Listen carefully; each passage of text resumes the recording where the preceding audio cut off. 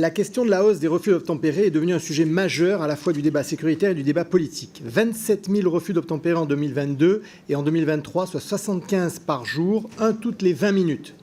Je voudrais insister sur le fait que près d'un refus d'obtempérer routier sur 5 est un délit aggravé. Du côté de nos forces de l'ordre, de source IGPN, le nombre de tirs, notamment sur des véhicules en mouvement, a dans le même temps nettement reculé ces dernières années.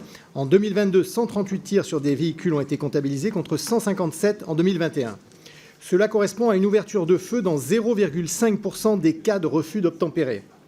Nos policiers et nos gendarmes, acteurs de terrain responsables, ne font donc pas un usage de leur arme de façon inconsidérée.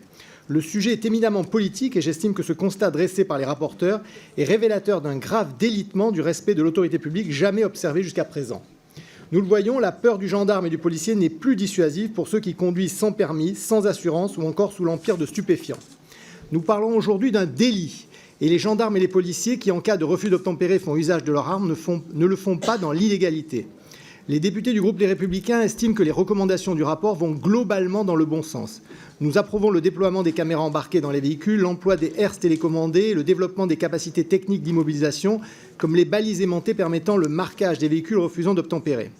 Les députés de mon groupe estiment qu'il aurait été pertinent néanmoins de rappeler davantage certaines rudes réalités de terrain vécues par les forces de l'ordre et de contextualiser ce phénomène. La violence a gagné notre société. Il aurait été souhaitable, surtout, d'évoquer l'action et le rôle de nos polices municipales, souvent en première ligne, troisième force de police dans notre pays, qui aurait vocation à jouer un rôle pour répondre à ce phénomène, notamment en termes de formation.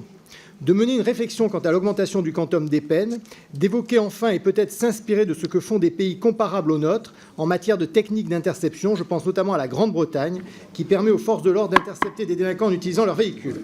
Parce que nous pensons que force doit rester à ceux qui servent la loi, avec dévouement, nous sommes en revanche favorables à la recommandation 14B, qui souhaite conserver l'écriture de l'article 435.1 du Code de sécurité intérieure. Merci. Il n'est pas du tout opportun d'en modifier la rédaction actuelle qui reprend très justement le cas de légitime défense consacré par la jurisprudence. Merci.